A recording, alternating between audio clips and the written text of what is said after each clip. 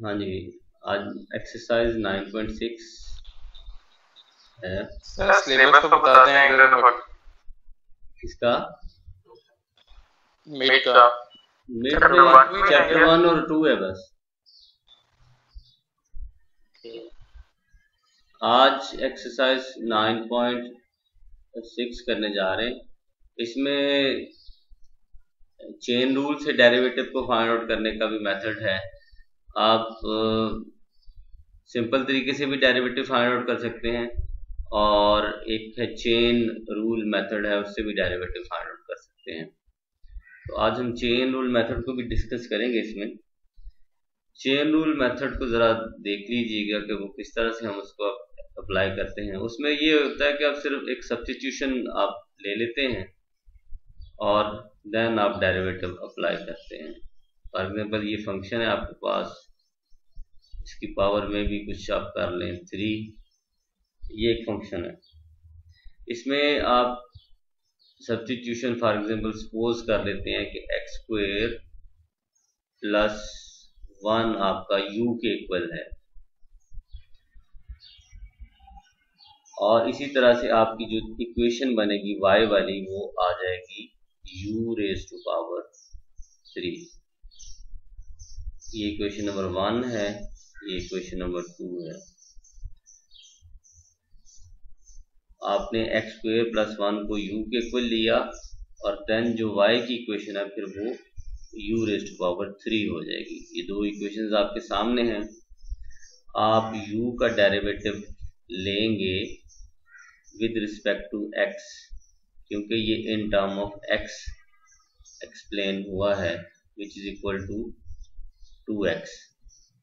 और इसी तरह से आप दूसरी equation dy by du derivative लेंगे तो वो बनेगा 3u रेज टू पावर 2।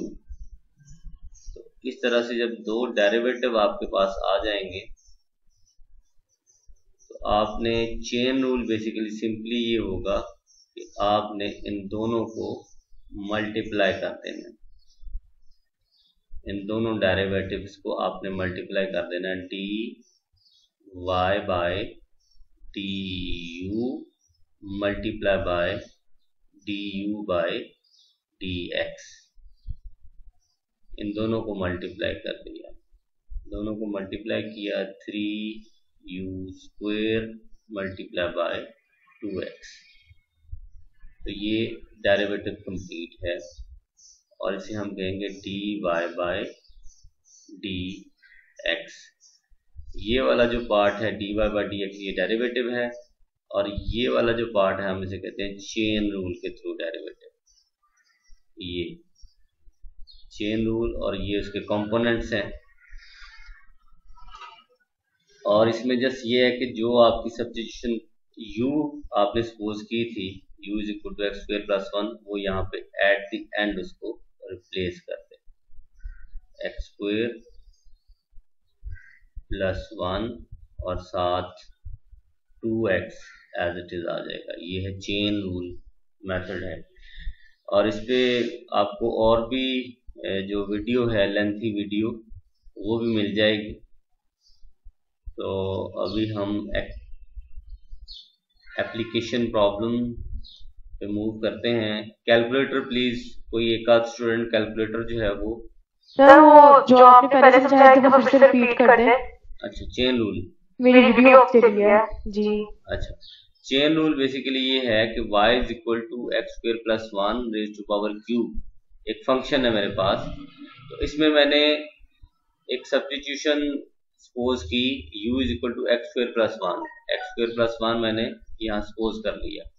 और अब मेरा फंक्शन जो है वो y is equal to u raise to power 3 बन गया। तो इस तरह से मेरे पास इक्वेशन नंबर 1 और इक्वेशन नंबर 2 बनती है।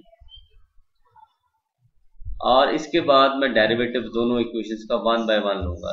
u का डेरिवेटिव, क्योंकि ये function in term of x है, तो ये du बाय dx इसका डेरिवेटिव आएगा विच इज इक्वल टू 2x। और दूसरी इक्वेशन आपके पास y is equal to u raise to power 3 है और उसका derivative dy by du is equal to 3u square आएगा। तो इस तरह से आपके पास दो डेरिवेटिव्स हैं। इन दोनों डेरिवेटिव्स को मल्टीप्लाई करके जो चीज आपके पास आएगी वो dy बाई डी एक्स आती है।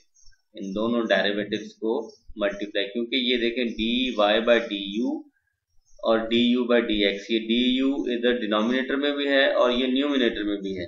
ये अगर आप कैंसिल करते हैं तो आपके पास dy बाई डी एक्स आता है। तो हम इसको कैंसिल तो नहीं कर रहे, लेकिन क्योंकि ये चेन रूल है इस वजह से हम इनकी वैल्यूज को पुट कर लेते हैं। अब dy बाई डी यू की वैल्यू है 3u² और du बाई डी एक्स की वैल्यू है 2x। दोनों मल्टीप्लाई हो रही है तो हमने कर लिया। अब लास्ट में जो चीज करनी है आपने, u के इक्वल जो भी चीज होगी इक्वेशन वो आपने यहाँ पे रिप्लेस कर देनी है। तो ये हम चेन रूल के थ्रू डेरिवेटिव इसे हम कहते हैं। आगे आपकी इसमें आपके पास चॉइस होती है, क्योंकि डेरिवेटिव ही हमारा ओरिजिनल टारगेट डेरिवेटिव होता है। तो आप चाहे तो वो चेन रूल के थ्रू ले सकते हैं या फिर सिंपल जो मेथडोलॉजी ऑलरेडी हमने सीखी हुई है उससे भी इसका डेरिवेटिव लिया जा सकता है। सर ये ब्रैकेट पे हो उसको नहीं है, क्वेश्चन करवा दें इससे रिलेटेड। इससे रिलेटेड कोई क्वेश्चन करवा दें। अच्छा, एक्सरसाइज से। सर 3u² है तो ये ब्रैकेट में हो उसको नहीं आएगा। हाँ जी, स्क्वायर आएगा बिल्कुल, ये कर सकते हैं ऐसे, ठीक है। अच्छा, अब एक्सरसाइज से एक आध प्रॉब्लम मैं कर देता हूँ आपके लिए। अब एक्सरसाइज में ये 1 up to 4 प्रॉब्लम, तो ये माइक ऑन कीजिएगा प्लीज।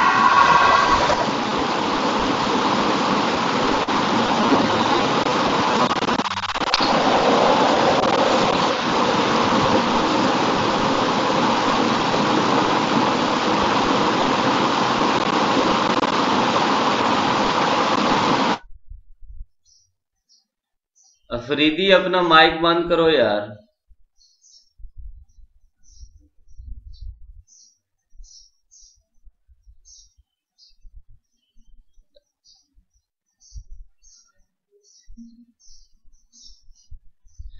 अच्छा, अब इसमें 1 up to 4 तो क्लियर है कि आपके सामने दो फंक्शंस हैं, एक y in term of u है और दूसरा u in term of x है। आपने सिंपली डेरिवेटिव्स लेने हैं। तो हम एक आध इसमें से कर लेते हैं। क्वेश्चन नंबर 4 में भी y is equal to u⁻10 और u is equal to x² plus 5x। तो इसको मैं आपके लिए कर देता हूँ। ये है y is equal to u⁻10 और दूसरा है u is equal to x² plus 5x। ये मेरे पास फंक्शन है क्वेश्चन नंबर 4, और मैंने फाइंड क्या करना है, मैंने फाइंड करना है dy बाई डी यू। सबसे पहले तो dy बाई डी यू हम इस फंक्शन से करते हैं क्योंकि ये y in term of u है। तो क्या होगा, पावर शुरू में आएगी, पावर से एक कम, और उसके जो बाद चीज हमने करनी है वो du बाई डी एक्स है। तो वो हम इस फंक्शन से कर सकते हैं, which is equal to 2x plus 5। और जो नेक्स्ट चीज हमने करनी है वो dy बाई डी एक्स है। तो dy बाई डी एक्स हम इन दोनों को मल्टीप्लाई करके हाथ कर सकते हैं। तो इन दोनों को मल्टीप्लाई करेंगे, du by D x multiply by dy by D you, sorry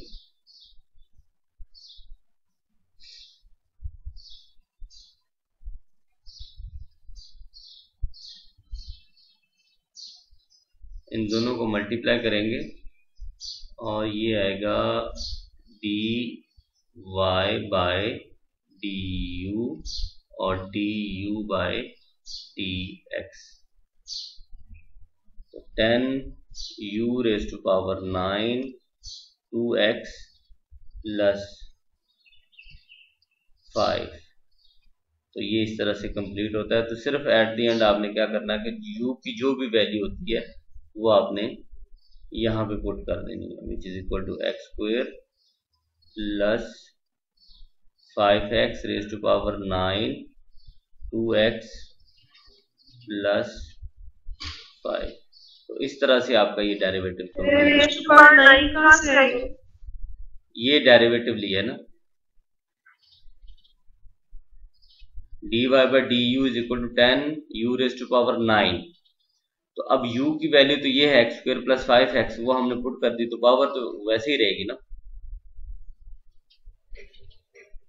ये u की वैल्यू लेकिन हमने u की पावर 9 की वैल्यू की पावर की आपने जो 10 को इधर कर दिया, ये हो गया 9 कहां से मतलब ये पावर, ये dy by D you derivative लिया ना, 10u रेज़ टू पावर 9 ये इसकी value dy by D you ये हमने किया। एक ये देखें, फिर ये देखें और फिर ये देखें, वही चीज हमने लिखी है कि दोनों डेरिवेटिव्स को हम मल्टीप्लाई कर रहे हैं ना, इस डेरिवेटिव को और इस डेरिवेटिव को, चेन रूल की वजह से। ये डेरिवेटिव है एक ये डेरिवेटिव है, दोनों को मल्टीप्लाई हमने किया तो ये मेरे पास 10u raise to power 9 into 2x plus 5 आ गया। अब सिर्फ ये है कि u की वैल्यू हमारे पास है which is equal to x square plus 5x, वो हमने यहाँ पे पुट कर दी एक्स स्क्वायर प्लस 5x। तो इसकी पावर 9 एज इट इज यही है जो है। तो सिंपल है, कोई इसमें ऐसी प्रॉब्लम नहीं है। अच्छा आगे अब चलते हैं, एक थोड़ा सा और एक कम्प्लेक्स प्रॉब्लम मैं आपको करवा देता हूँ।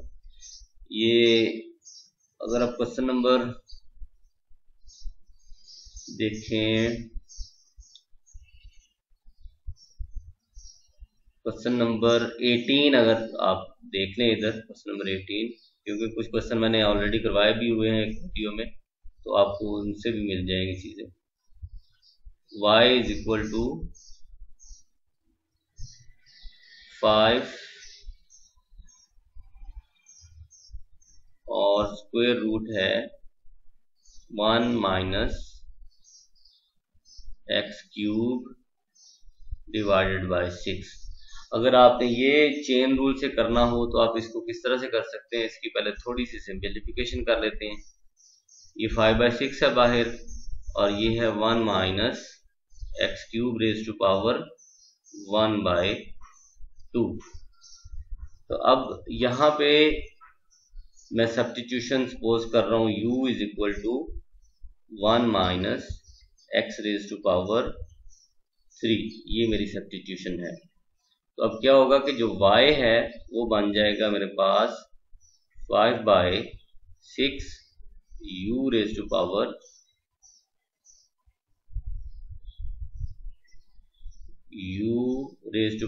1/2। ये मेरे पास इक्वेशन नंबर 1 और ये मेरे पास इक्वेशन नंबर 2 आई। अब derivative of u with respect to x आएगा -3x² और derivative of y with respect to u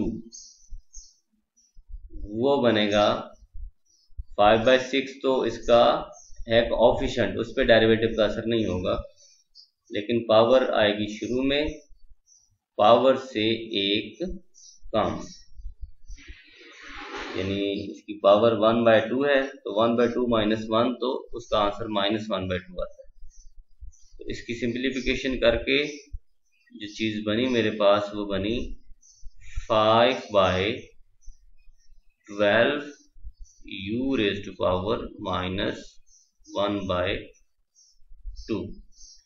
तो अब सिंपली डेरिवेटिव यानी dy बाय dx मेरे पास क्या बनेगा, दोनों जो आपने डेरिवेटिव्स लिए हैं कि ये और ये दूसरा डेरिवेटिव, इन दोनों को आपने कर देना है मल्टीप्लाई। तो इनको मैं मल्टीप्लाई कर रहा हूँ, dy by du by dx is equal to 5 by 12 u raise to power -1 by 2 multiply by -3x square. इसको और थोड़ा सा सिंपलीफाई कर लें कि जो u की वैल्यू है वो यहाँ पे आप रिप्लेस कर दें। अब ये -3 जो है वो मल्टीप्लाई भी हो रहा है इससे, तो आप इसको -15 डिवाइडेड बाय 12 और u की वैल्यू आपके पास थी 1 minus x cube raise to power 1 by 2 और आपका ये आ जाएगा एक्स स्क्वायर। इस तरह से ये इसकी सिंप्लीफिकेशन होकर जो फाइनल आंसर है वो ये बनेगा dy बाय dx। तो ये हमने इसको सॉल्व किया है with the help of chain rule method. Chain rule method से हमने इसको सॉल्व किया है। नेक्स्ट हम आगे एप्लीकेशन प्रॉब्लम्स की तरफ चलते हैं, और इसमें ये होता है कि आप डेरिवेटिव, सिंपल डेरिवेटिव भी ले सकते हैं और अपना ये चेन रूल के थ्रू भी ले सकते हैं। मैंने दोनों यहाँ पे एक्सप्लेन करने की कोशिश करूंगा। इससे रिलेटेड 21 और 24 से रिलेटेड भी क्वेश्चन ऑलरेडी एक वीडियो इसकी बन चुकी है, उस पर अपलोड हो जाएगी इंशाल्लाह। और 25 अप टू 28 भी एक क्वेश्चन मैंने कर दिया है, और ये भी आपको उस YouTube वीडियो पे मिल जाएगा। अब एप्लीकेशन प्रॉब्लम के लिहाज से मैं डिफरेंट टाइप के प्रॉब्लम मैं करके दूंगा आपको। जो मैंने लास्ट वीडियो में किए हैं वो डिफरेंट हैं, जो यहाँ पे करूँगा वो डिफरेंट है। तो इस तरह से आपके जो मैक्सिमम क्वेश्चंस हैं वो कवर अप हो जाएंगे। अब इसमें अगर आप देखें, ये फंक्शन है आपके सामने, क्वेश्चन नंबर अगर 36 की मैं बात करूं, इसमें लिखा हुआ है कि suppose that the population of a certain micro organism at time t in minutes is given by this function e is equal to 1000 minus 1000 into t plus 10 raised to power -1. तो find the rate of change of population। Rate of change की जब बात होती है, it means कि वो आपसे कह रहा है कि आप डेरिवेटिव फाइंड आउट करें। जब भी रेट ऑफ चेंज के बारे में आपसे पूछेगा तो आपने उसका डेरिवेटिव फाइंड आउट करना है। तो सबसे पहले तो हम ये फंक्शन लिखेंगे। फंक्शन है पॉपुलेशन यानी p 1000 minus 1000 t plus 10 raise to power -1। दोबारा फंक्शन चेक कर लें, ठीक है जी।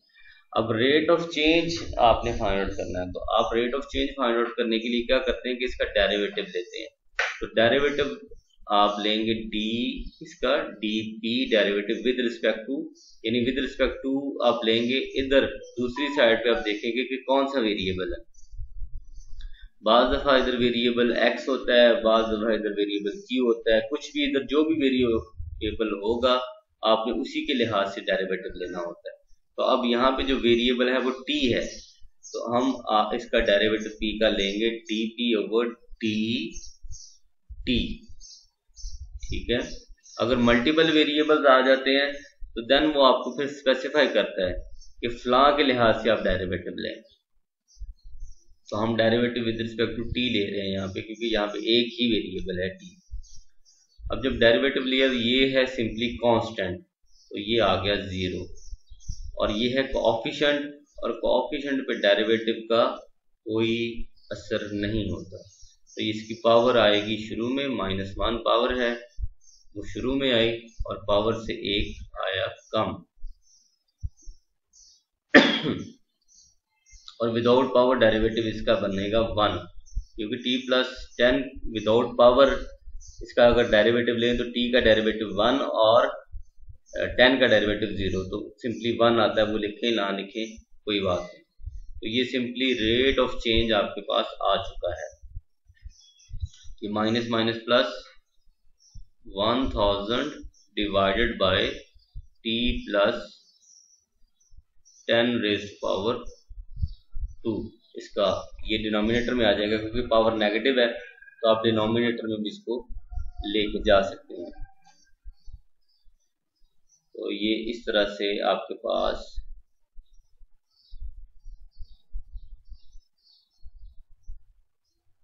ये आंसर आता है फाइनल। ये रेट ऑफ चेंज है, डेरिवेटिव dp ओवर dt। अब इसको p डैश भी कह सकते हैं बाज़ दफ़ा, p dash is equal to dp over dt, और ये रेट ऑफ चेंज है।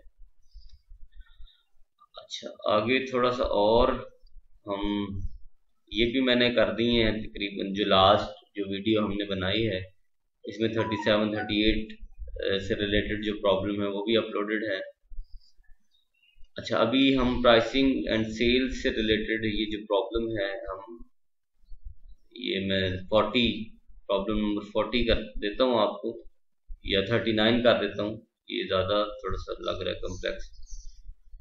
Suppose that the weekly sales volumes Y in thousands of units depend on the price per units of the products according to this one। अब इसके लिए थोड़ा सा calculator आपके पास होना चाहिए। तो अब सबसे पहले तो आप ये फंक्शन लिखेंगे,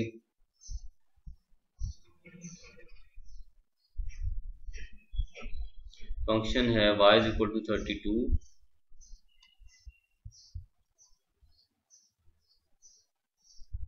y is equal to 32 into 3p plus 1 3p plus 1 raised to power minus 5 by 2, sorry 2 by minus 2 by 5 है, sorry minus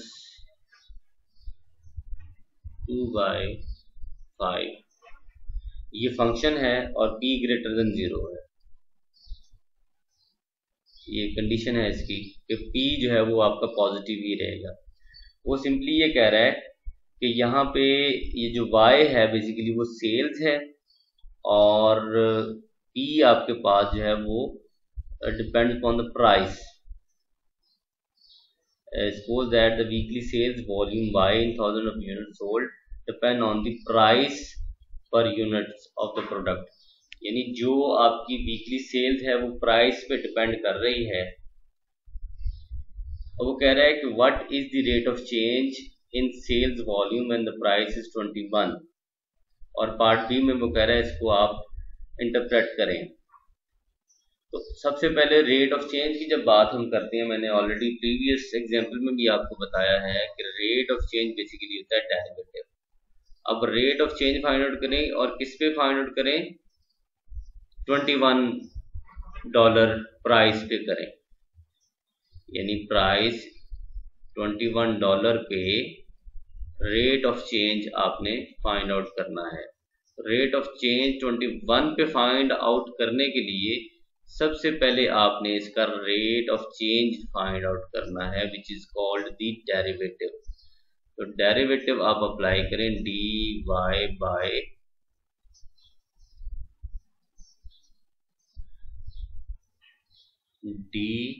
बाय dp, क्योंकि अब आपका ये जो फंक्शन है ये p के अकॉर्डिंग है, y in term of p। तो अब आप डेरिवेटिव y का लेंगे लेकिन विद रिस्पेक्ट टू वो होगा p के, इसे हम कहते हैं रेट ऑफ चेंज। अब डेरिवेटिव के लिए क्या होता है कि पावर कोफिशिएंट तो वैसे ही रहता है, और पावर क्या हो जाता है, शुरू में आ जाती है। पावर इसकी है -2/5, वो शुरू में आई, पावर से एक हुआ कम, -2/5 -1, पावर से एक कम हुआ, और विदाउट पावर डेरिवेटिव 3p का डेरिवेटिव लें तो 3 आता है, और 1 का डेरिवेटिव लें तो 0 आता है। तो हम 0 नहीं लिखेंगे, 3 लिख देंगे। 3p +1 का डेरिवेटिव 3, यानी जिसे हम विदाउट पावर डेरिवेटिव कह रहे हैं। तो इस तरह से ये डेरिवेटिव कंप्लीट हो जाता है। अब इसकी सिंप्लीफिकेशन है वो हम कर देंगे थोड़ी सी। ये 3 क्योंकि मल्टीप्लाई हो रहा है इसके साथ, तो वो हम उसके साथ मल्टीप्लाई करके लिखेंगे। 3 to the 6 और 6 को 32 से मल्टीप्लाई करेंगे। 6 को पास कैलकुलेटर है तो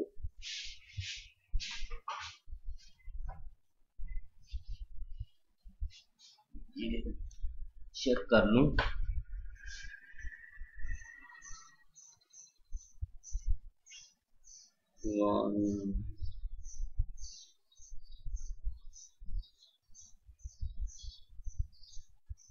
ये 32 मल्टीप्लाई बाय 2 मल्टीप्लाई बाय 3, ये आता है 192 डिवाइडेड बाय 5 और 3p +1 और इसकी पावर बनेगी, ये -5 है, -2 -7 बाय 5। तो ये डेरिवेटिव कंप्लीट है, जिसे हम रेट ऑफ चेंज कहते हैं। अब जो नेक्स्ट टारगेट है हमारा वो rate of change find out करना है। किसके ऊपर? 21 के ऊपर। P = 21 पे रेट ऑफ चेंज को फाइंड आउट करना। तो हम क्या करेंगे, जहां पे P है वहां पे हम 21 पुट कर देंगे। 3 × 21 + 1⁵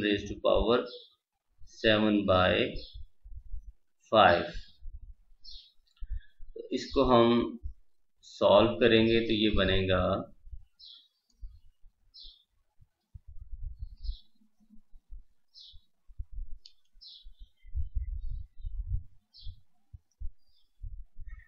192 डिवाइडेड बाय 5, ये आता है -38.4 और ये बनता है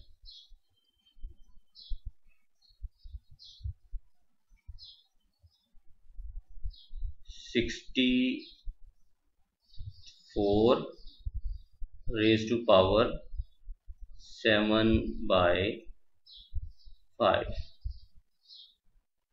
ये 64 + 1 63 + 1 64 और raised⁵7/5। तो हम इसको जरा कैलकुलेटर पे कर लें।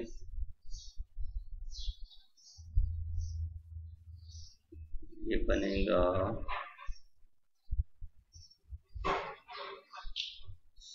64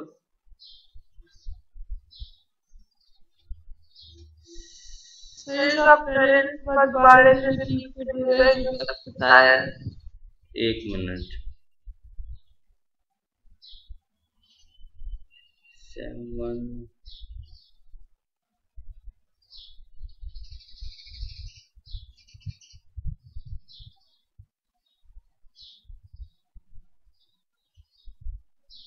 अच्छा, ये जो मेरे पास आया, आप भी कैलकुलेटर पे ट्राई कर लीजिएगा। अब कहाँ से आपको समझ नहीं आई?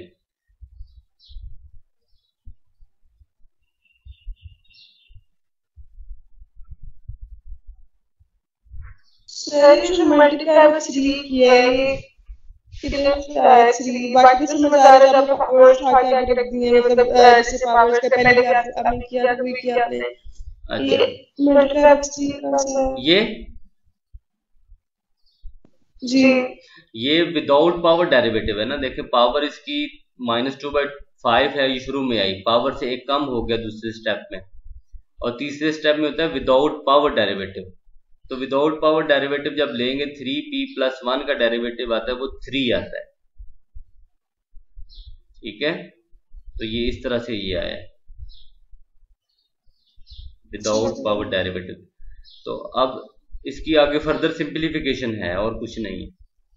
सिंप्लीफिकेशन करके इसका जो आंसर है वो जो फाइनल आंसर है वो ये बन रहा है आपके सामने। सर नेक्स्ट स्टेप में आपने 3 जो मल्टीप्लाई किसी से किया मल्टीप्लाई 21 जो आपने जो पहले स्टेप 3 किया है जो आपने बताया विदाउट पावर डिवाइडेड वो सेकंड स्टेप में आप किसी से मल्टीप्लाई तो नहीं नजर आ रहा होगा। मल्टीप्लाई है ना, इससे हो रहा है 3 2 से ये सारे मल्टीप्लाई हो रहे हैं ना, 32 -2 और 3 ये सारे मल्टीप्लाई हो रहे हैं ना आपस में, तो वो मल्टीप्लाई करके 192 आ गया। 32 -2 और इस 3 को मल्टीप्लाई किया तो 192 आया माइनस में, ठीक है। और ये डिनोमिनेटर में 5 है तो वो 5 आ गया, ठीक है। हाँ, और 192 डिवाइडेड बाय 5 आता है 38.4, और ये वाला जो पार्ट है दूसरा वो 64 रेज़्ड टू पावर 7/5 बन जाता है, क्योंकि ये नेगेटिव पावर है, जब डिनोमिनेटर में जाएगी तो पावर पॉजिटिव हो जाती है, ठीक है। तो इस तरह से जो फाइनल इसका आंसर है वो भी मैं आपको बता देता हूँ। 38.4 डिवाइडेड बाय 1448, तो ये 0.026 आता है माइनस में। तो यानी आपकी जो सेल्स है वो बेसिकली डिक्रीज हो रही है 21 से, जब आप 22 में प्राइस चेंज करेंगे। इसका मीनिंग बेसिकली ये है, जो हमने 21 पुट किया है ना, इसमें पी की जगह पे 21 पुट किया है। बेसिकली जो उसने हमें क्वेश्चन दिया है, उसने कहा कि rate of change find out करें प्राइस 21 पे। इसका मीनिंग ये होता है, इसका मीनिंग ये है कि what will be the impact on your sale volumes when you increase your price from 21 to 22, यानी जब आपने $21 से अपनी प्राइस $22 इंक्रीज की तो देन आपकी सेल्स वॉल्यूम पे इसका क्या इम्पैक्ट आएगा। तो बेसिकली ये इम्पैक्ट है जो कि नेगेटिव है, आपकी सेल्स पे इस चीज का नेगेटिव इम्पैक्ट आएगा जब आप प्राइस को थोड़ा सा इंक्रीज करेंगे, और ये इसकी मैग्नीट्यूड है, यानी इसकी इंटेंसिटी कितनी होगी वो ये है आपके पास 0.026, और क्योंकि ये 1000 ऑफ यूनिट सोल्ड में है तो अब आप सिंपली इसको 1000 से मल्टीप्लाई कर देंगे तो आपको वो उतने नंबर ऑफ यूनिट्स मिल जाएंगे। कि कितने नंबर ऑफ यूनिट, यानी अराउंड 2% या 2.5% आपके तकरीबन यूनिट बनते हैं। तो ये कह लें कि 100 के पीछे 2.5 तो 1000 के पीछे अराउंड 25, तो 25-26 यूनिट्स जो है ना वो आपके कम बिकेंगे। 1000 में से कुछ तकरीबन 26 के करीब आपके यूनिट्स कम बिकेंगे जब आप अपनी प्राइस 21 से $22 इंक्रीज करेंगे। तो ये इसकी इंटरप्रिटेशन भी मैंने बता दी है, और ये भी बता दी है कि ये रेट ऑफ चेंज क्या होता है। अब इसकी और भी वीडियोस इंशाल्लाह आपको मिल जाएंगी। अभी मैं अटेंडेंस लगा रहा हूँ, वीडियो में स्टॉप करने लगा हूँ यहाँ पे, तो इंशाल्लाह आपको एक और वीडियो